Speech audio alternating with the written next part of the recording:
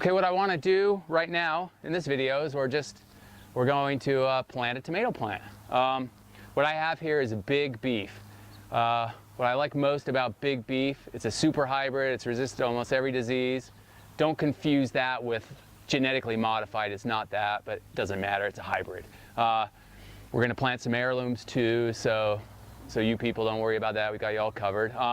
So Big Beef, it's going to be great for our training tutorial. It's a robust grower, it's healthy, it's consistent in its growth pattern.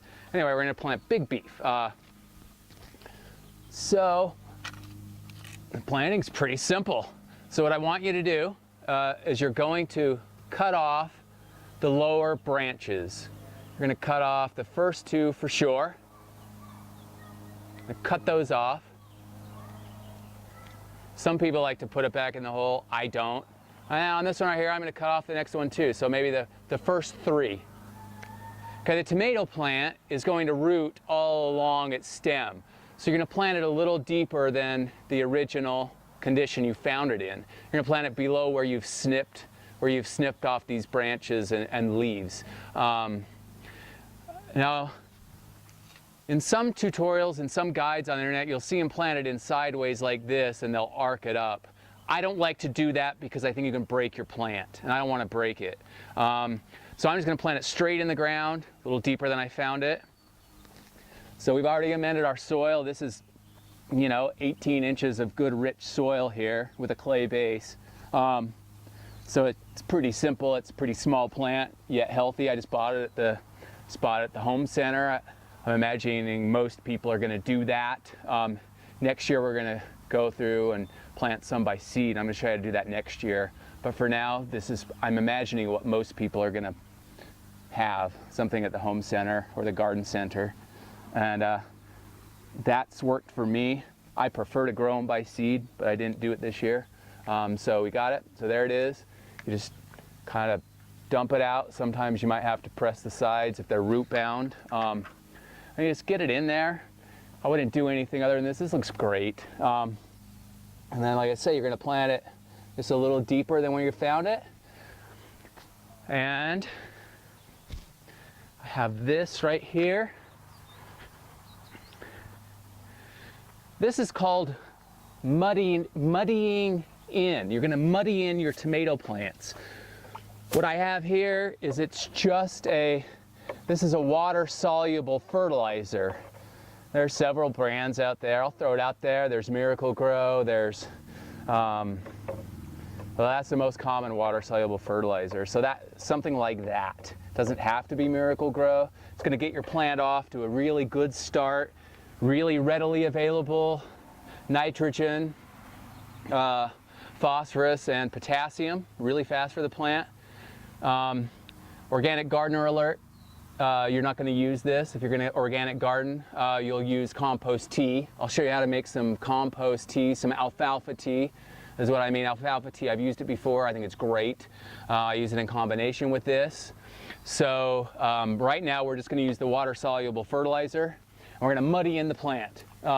Basically, you just water it in. You're going to water around the plant. It's actually going to serve the dual purpose of backfilling a little bit. You're just going to go around the plant, you're going to fill up the hole, you're muddying it in. You can see it's a pretty clear explanation of muddying in right there. So a good thing about water-soluble fertilizer, you get it on the leaves. The foliage can uptake the nutrients too, so that's not a bad thing to do. So there you go, you got your plant muddied in. And then you're going to let that settle in there. It's going to go down. It's probably going to settle our dirt a little bit too, which is a good thing. We'll have a nice deep basin.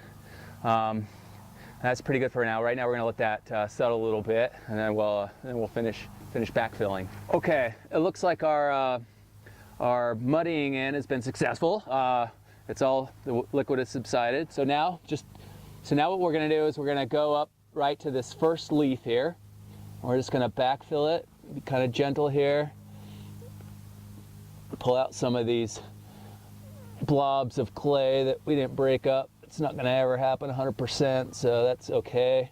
So now just get it right about to your first leaf there, and then You just press it down. Again, not too tight, you know, just firm it down.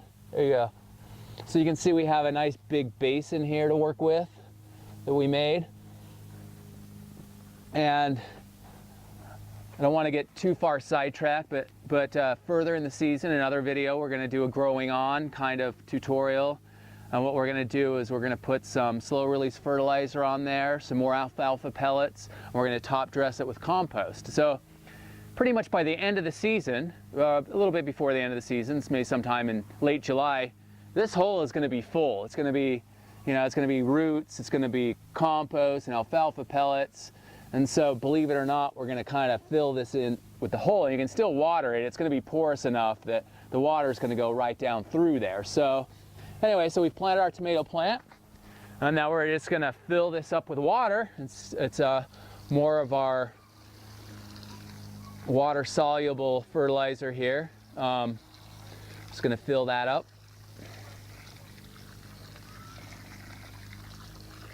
It's going to get our plant off to a really good start. Again, if you want to use the alfalfa tea, compost tea, that's going to really work well too. Kelp, because I don't want to get too far off topic here, or too far off what we're doing right here, but kelp is good.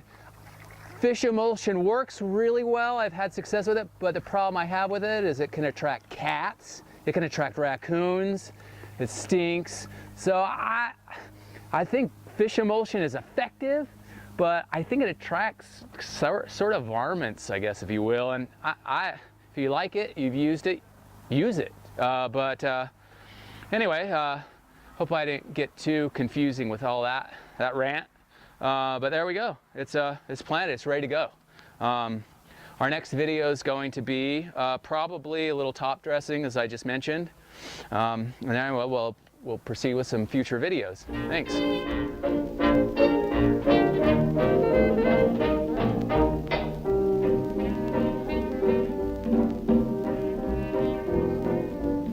Hear that bluebird up in the tree.